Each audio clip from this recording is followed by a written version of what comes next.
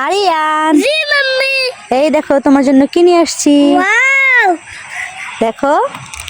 পুতুল চকলেট। হ্যাঁ তো, পুতুল চকলেট। দেখো তো কেমন। আমি এই পুতুল চকলেট খাইনি, আজকে প্রথম খাচ্ছি। এই এই পুতুল চকলেট কখনো খাওনি? এরকম নাক আছে, কান আছে। কোথায় দেখি? আরে পুতুলের তো দুইটা কানও আছে। এটা খাওয়া যায়? কেমন টেস্টি? মজাদার।